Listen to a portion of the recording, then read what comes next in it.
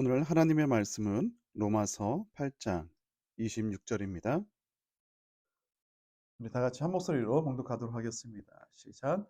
이와 같이 성령도 우리의 연약함을 도우시나니 우리는 마땅히 기도할 바를 알지 못하나 오직 성령이 말할 수 없는 탄식으로 우리를 위하여 친히 간구하시느니라. 아멘. 기도하겠습니다. 하나님 감사합니다. 하나님께서 저희들을 사랑하셔서 또 하나님께서 저희들을 인도하셔서 이 자리까지 왔습니다. 그 모든 것이 하나님의 은혜임을 기억하며 하나님 또 하나님께서 인도하실 또 하나님의 귀한 말씀을 듣길 원합니다.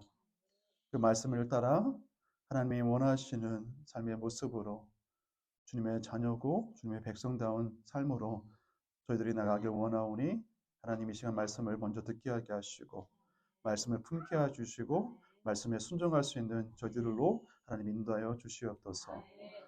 하나님께 의탁하옵고 모든 말씀 구주 되신 예수 그리스도의 이름으로 기도드리옵나이다. 아멘.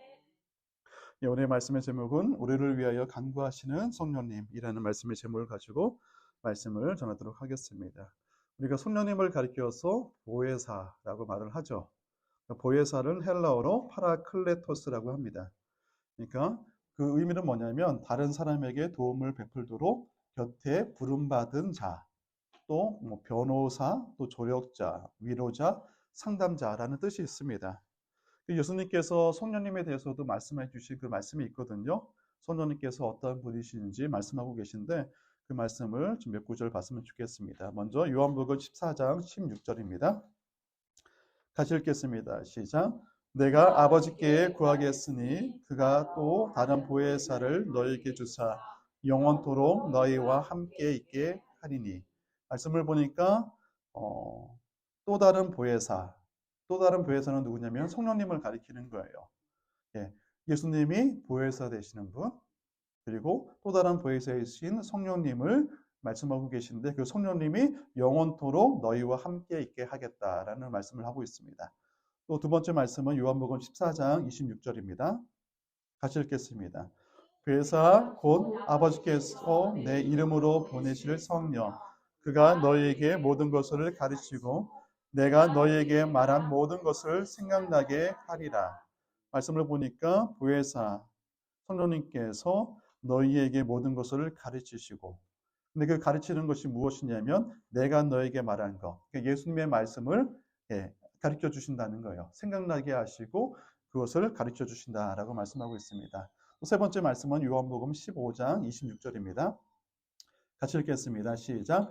내가 아버지께로부터 너희에게 보낼 보혜사 곧 아버지께로부터 나오시는 진리의 성이 때에 그가 나를 증언하실 것이요. 또 말씀을 보니까 보혜사이신 성령님께서 그가 예수님을 증언하실 거라고 말씀하고 있습니다. 이처럼 예수님께서는 다시 오실 보혜사이신 성령님에 대해서 제자들에게 말씀하고 계시고요. 또 다른 성경에 있는 말씀을 보니까 보혜사 성령님께서 하시는 일들에 대해서 말씀하고 있는 것이 있어요. 제가 몇 구절 찾아보니까 먼저 보혜사 성령님께서는 예수님께서 승천하신 후에 성도들에게 오신다라고 말씀하고 있고 또 오셔서 죄와 의 심판에 대해서 세상을 책망하실 것이다. 그리고 성도들 안에 거하실 것이다. 또 예수님을 증거하시는 분이시다. 또한 성도들을 진리 가운데 이끄실 것이다. 장래의 일을 알게 하시고 예수님의 영광을 나타내신 분으로 성경을 말씀하고 있어요. 근데 뿐만 아니라 오늘 말씀을 보니까 성령님도 우리의 연약함을 도우시나니라고 말씀하고 있습니다. 우리 26절 말씀, 오늘 본문에 있는 말씀 다시 한번 읽어보도록 하겠습니다. 시작. 이와 같이 성령도 우리의 연약함을 도우시나니 우리는 마땅히 기도할 바를 알지 못하나 오직 성령이 말할 수 없는 탄식으로 우리를 위하여 친구하시니라. 바울은 성령도 우리의 연약함을 도우시나니라고 말씀하고 있어요. 근데 이 말씀을 전에 16절에 보면 성령님께서 하시는 일 중에 어떤 일을 하시냐면 16절 같이 읽어볼까요? 시작. 성령이 친히 우리의 영과 더불어 우리가 하나님의 자녀인 것을 증언하시나니 성령님께서 증언하신다는데 어떤 것을 증언하시냐면 우리가 하나님의 자녀인 것, 하나님의 양자로서 증언하시는 분이라고 말씀하고 있어요.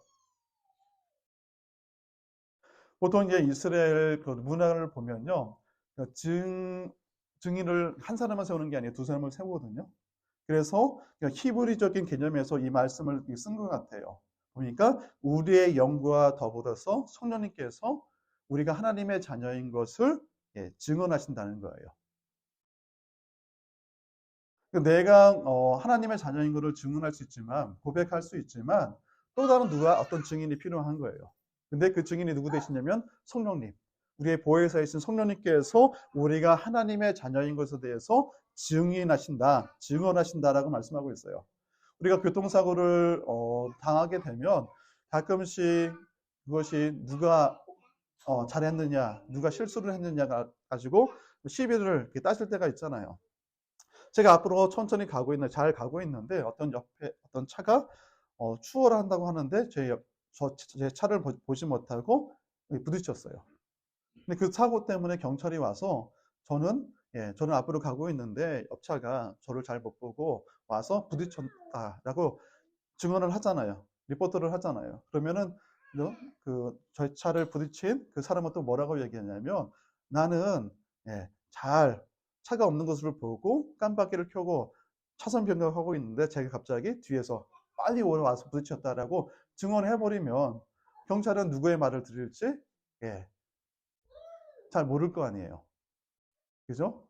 내가 아무리 나는 정말로 거짓말 안 하고 똑바로 가고 있는데 상대방이 와서 박았다고 얘기하는데도 경찰은 그 말을 고지굿대로 믿지 못해요.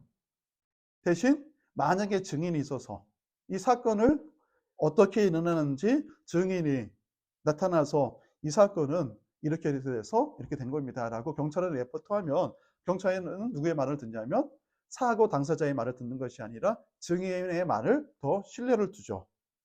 이처럼 우리도 하나님의 자녀인 것을 가리켜서 내 스스로가 고백하는 것보다 성령님께서 우리는 하나님의 자녀인 것에 대해서 증언하시면 그것이 더 확실한 증언이 되는 거예요. 우리의 믿음은 또 우리의 감정은 수시로 바뀔 때가 있잖아요. 우리가 하나님을 믿는다고 하지만 내가 제대로 믿고 있나? 또 하나님의 자녀라고 고백은 하지만 내가 정말로 하나님의 자녀인가에 대한 그 확실성이 계속 가는 것이 아니라 흔들릴 때가 있잖아요. 그런데 그것을 누가 도와주시냐면 성령님께서 도와주신다는 거예요. 너는 하나님의 자녀야. 네가 비록 믿음 없이 행동할지라도 너는 하나님의 자녀야. 실수해도 괜찮고 넘어져도 괜찮아. 그럼에도 불구하고 넌 하나님의 자녀임을 성령님께서 우리에게 증언하고 계시다는 거예요. 또 이 의미는 뭐냐면 우리가 하나님의 자녀인 것을 증언하는 그 사건이 우리에게 중요한 것은 무엇이냐면 성령님은 이것을 통하여서 우리가 하나님의 자녀이기 때문에 우리는 하나님께 당연히 간구할, 하나님께 당연히 기도해도 되고 하나님께 뭔것을 요청해도 되는 그런 관계임을 성령님께서 증언하신다는 거예요. 증인으로 계시다는 거예요.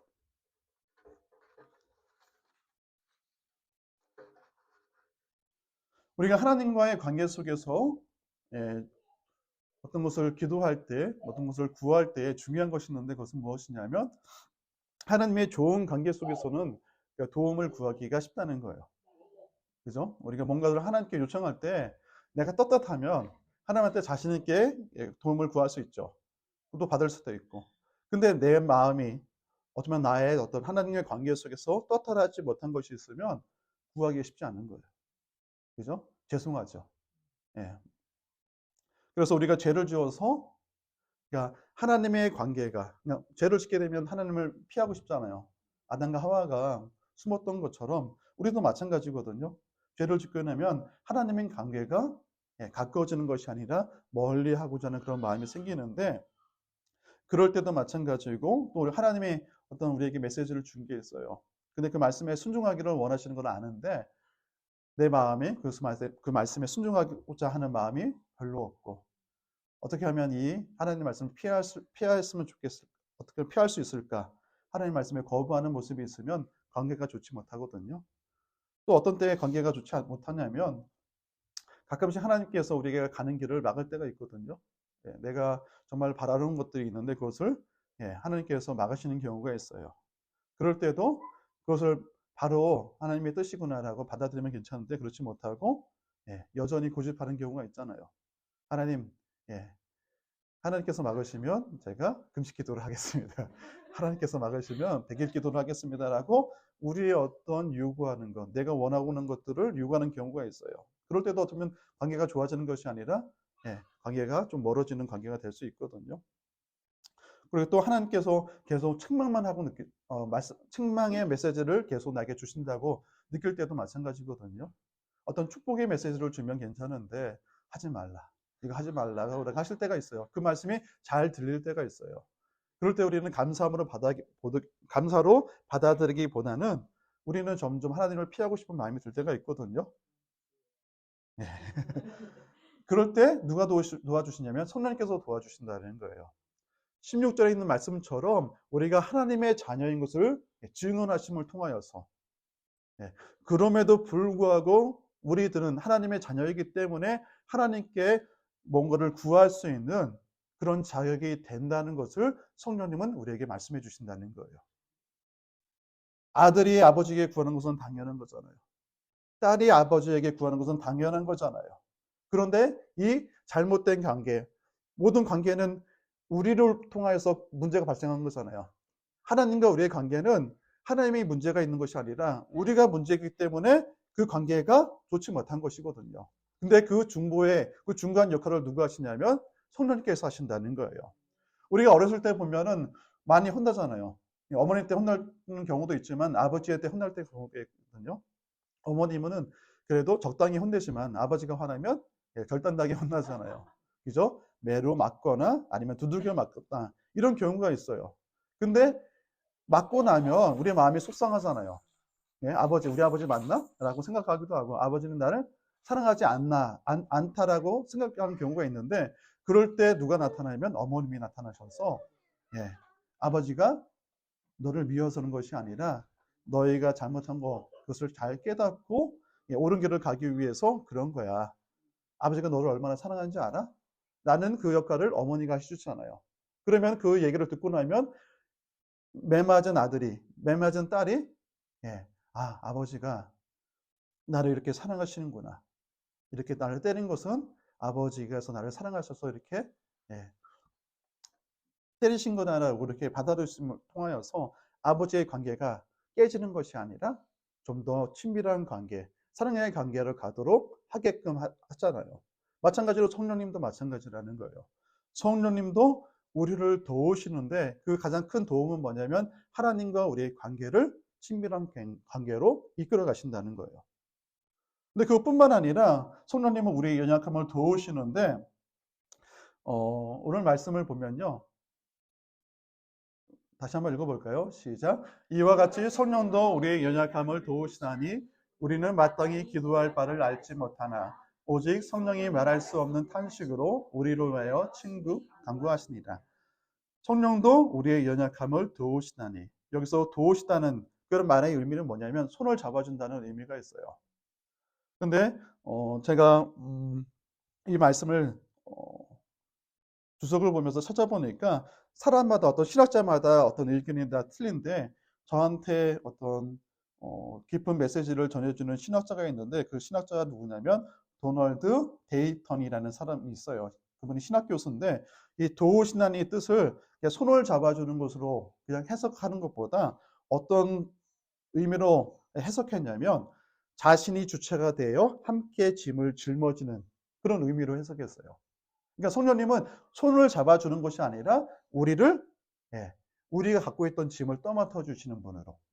그러니까 주권이 여전히 나한테 있는 것이 아니라, 주권이 내가 여전히 갖고 있는 것이 아니라 성령님께서 나에게 찾아오셔서 그 모든 것을 맡아주시는 것.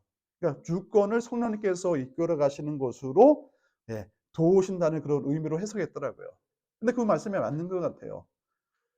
우리의 연약함은 내가 그것을 주권을 가지고 있기 때문에 연약한 거예요.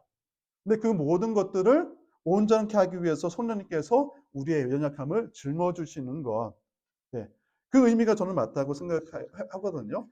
왜냐하면 구원의 역사를 보면, 구원의 역사를 보면 하나님께서 다 하셨거든요. 그러니까 사람의 어떤 의지나 사람의 어떤 생각이나 사람이 뭔가를 하려고 했던 그 마음이 있으면 그것이 좋은 길로 간 것이 아니라 잘못된 길로 가는 경우가 많았거든요. 근데 구원의 역사를 보면 전적으로 하나님께서 인도하셨기 때문에 올바른 길로 가고 있다는 거예요. 하나님께서 우리를 선택하신 것도 마찬가지고 부르셔서 믿음 주신 것도 마찬가지고 우리를 회개케 하신 것도 마찬가지고 의로운 자로 여겨주시는 것도 하나님의 자녀로 되게 하신 것도 또 우리를 거룩한 자로 성화되게 하시는 것도 구원받은 자들을 붙잡아서 보호하시고 이끌어주시는 것도 또 영광의 부활에 참여케 하시는 것도 하나님의 주권 가운데 인도하실 때에 그 모든 것이 하나님의 온전한 뜻 가운데 되는데 우리는 우리의 방식대로 우리의 생각대로 가다 보니까 그것이 하나님이 원하신 뜻이 아니라 잘못된 길로 가게 된다는 거예요. 그럴 때 성령님께서 우리를 붙들어 주신다는 거예요. 어떻게 붙들어 주시냐면 우리의 모든 것을 짊어주심으로 우리의 모든 것을 책임져 주심으로 주권을 성령님께서 그것을 가져가심을 통하여서 우리를 도와주신다는 거예요. 이것이 성령께서 원하시는 거예요. 우리가 부족하고 연약할 때에 나의 도움을 받으라는 거예요. 신앙생활의 성공 여부는 그렇거든요. 내가 무엇을 열심히 했느냐가 중요한 게 아니에요. 우리가 성령님께 얼마나 맡겼는가 그리고 그의 인도하심을 따랐는 것이 신앙의 성공 여부거든요. 그리고 우리가 성령님께 우리의 부족함을 전적으로 맡기는 것이 유익이 된 것은 무엇이냐면 내가 주권을 여전히 붙잡고 있으면 그 문제 해결이 나의 한계, 내가 가지고 있는 한계 안에서 하려고 하다 보니까 나의 부족함을 그때마다 절실하게 깨닫게 된다는 거예요. 그러니까 자유함이 없는 거예요. 여전히 내가 하려고 하고 나의 생각 가운데 하려고 하다 보니까 그것이 항상 부족함을 깨닫게 되니까 그것 때문에 두려워하거나 낙심이 되는 이유가 내가 붙들고 있기 때문에 그것이거든요. 근데 성령님께서는 그 모든 것들을 맡아주시기를 원하신다는 거예요. 오늘 말씀 있는 말씀을 보니까 성령님께서 우리를 도우시는데 어떤 도움까지 하시기를 원하시냐면 우리가 기도하는 것, 하나님의 자녀로서 하나님께 기도하는 그것조차도 성령님께서 간섭하기를 원하신다는 거예요.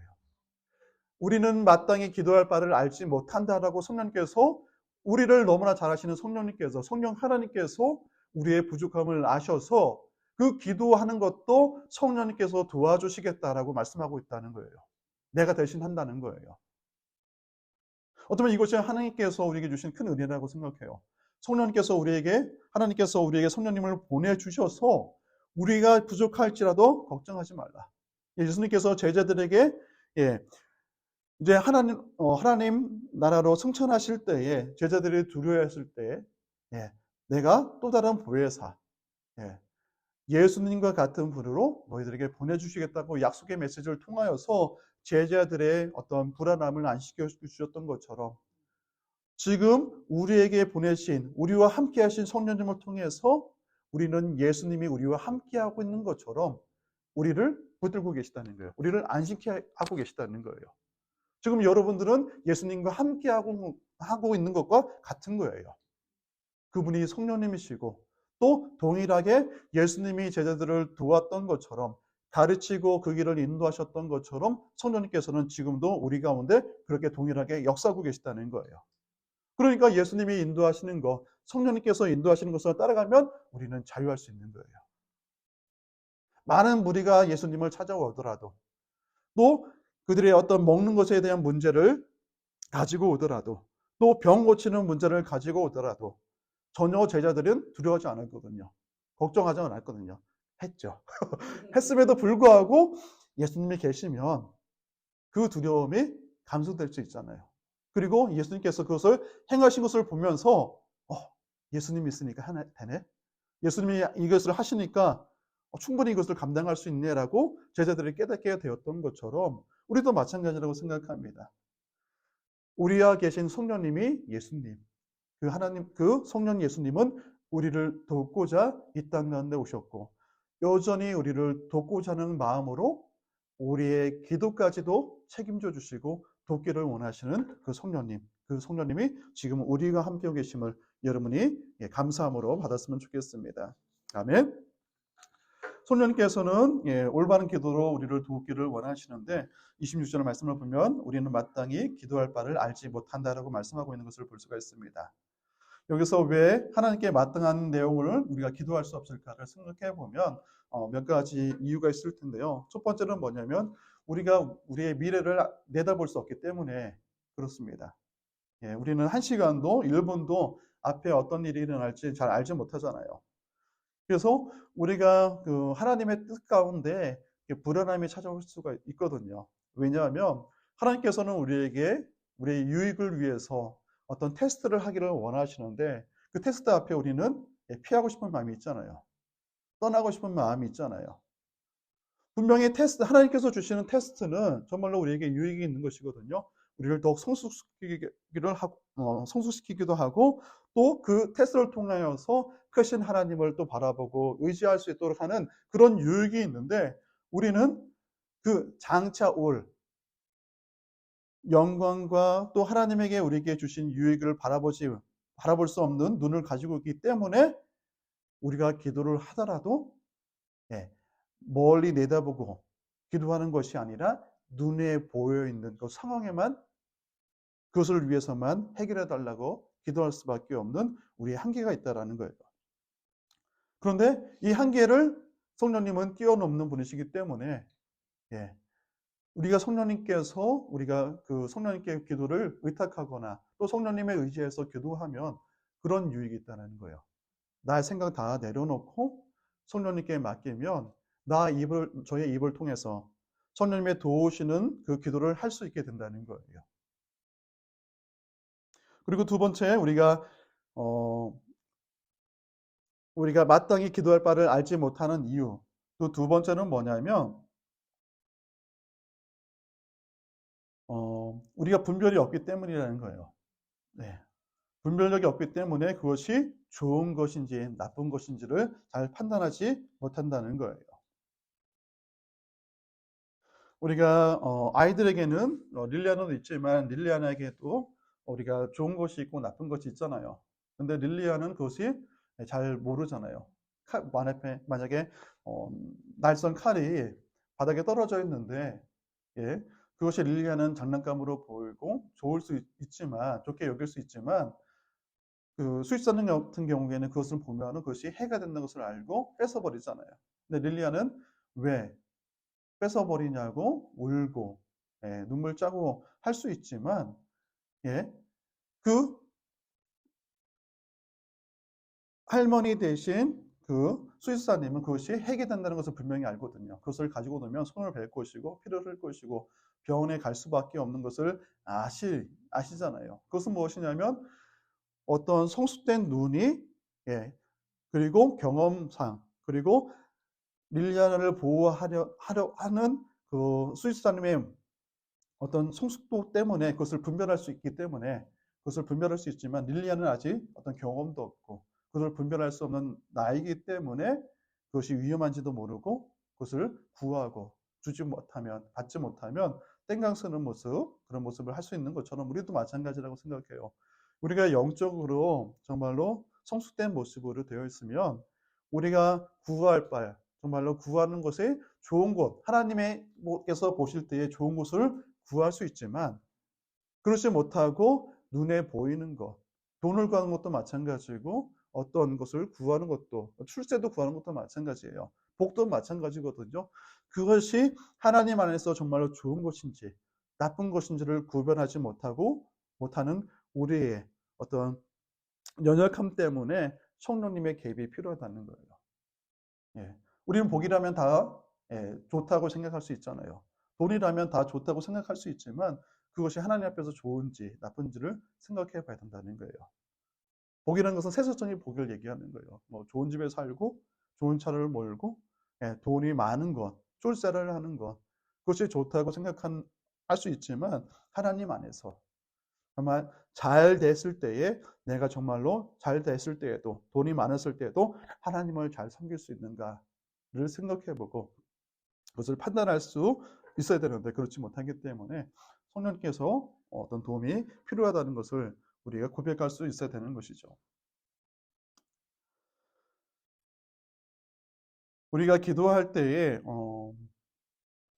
성령님께서는 우리가 기도할 때뿐만 아니라 우리 삶 가운데서도 우리의 부족함을 채워주시는데, 요한복음 14장 26절에 있는 말씀을 보면 이렇게 되어 있습니다. 보혜사 곧 아버지께서 내 이름으로 보내실 성령, 그가 너희에게 모든 것을 가르치시며 내가 너희에게 말한 모든 것을 생각나게 하시리라. 성령님께서는 우리를 가르쳐 주는 분이시거든요. 그리고 가르쳐 주시는데 내가 너에게 말한 것, 예수님께서 말씀하신 것들을 우리에게 가르쳐 주시고, 또 이 말은 뭐냐면 하나님께서 말씀해 주신 그 말씀도 우리에게 가르쳐 주신다는 거예요. 즉 뭐냐면 성령님께서는 하나님의 말씀에서 벗어나는 것들로 우리에게 도움을 주시는 것이 아니라 예수님께서 말씀하신 것, 하나님께서 우리에게 말씀하시는 그 말씀 가운데 우리를 도와주신다는 거예요. 이것이 우리에게 복이 된다는 거예요.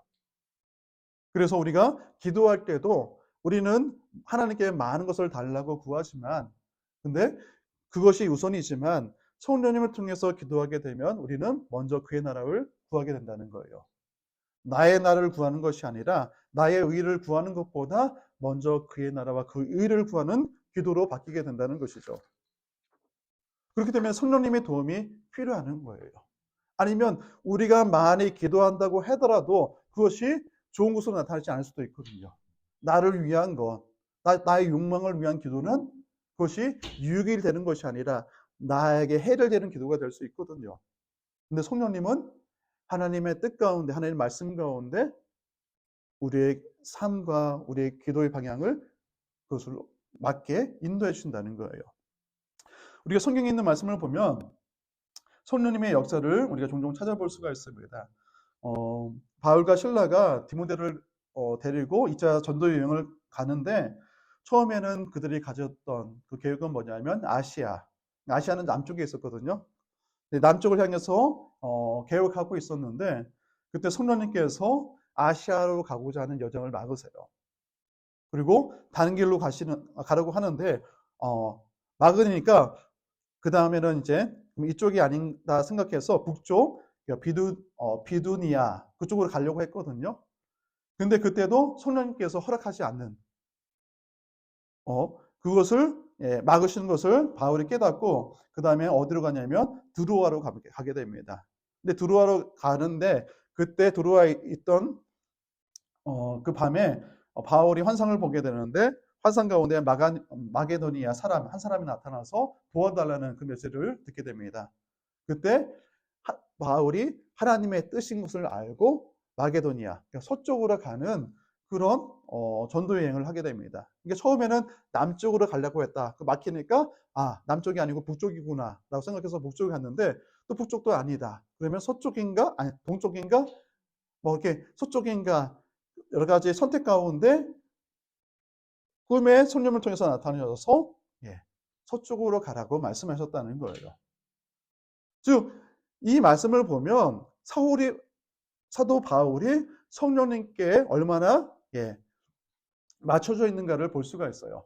그러니까 나의 주관대로, 나의 뜻대로 가는 것이 아니라 성령께서 인도하시는 그 길을 가겠다는 그런 준비된 마음이 있는 것을 볼 수가 있어요. 그러니까 하나님의 뜻에 결국 맞춰져서 마게도니아로 가게 되잖아요. 우리도 마찬가지라는 거예요. 우리가 여러 기도를 할 수 있지만 처음에는 하나님의 뜻에 맞춰진 기도가 아니라 우리의 어떤 뜻대로 기도할 수 있는데 그것을 누가 바꿔주냐면 성령님이 개입하셔서 우리의 기도를 점점 하나님의 뜻에 맞는 기도로 바꿔주신다는 거예요. 그러니까 우리가 성령님께 모든 것을 맡기고 우리는 괜찮다라고 생각하면 안 되고, 우리가 기도를 하되 먼저 구할 것은 뭐냐면 성령님의 도움을 구해야 된다는 거예요. 기도가 안 되면 성령님께 기도해 달라고 우리의 입을 열어 성령님이 뜻하신 기도를 할 수 있도록 성령님의 도움을 구해야 된다는 거예요.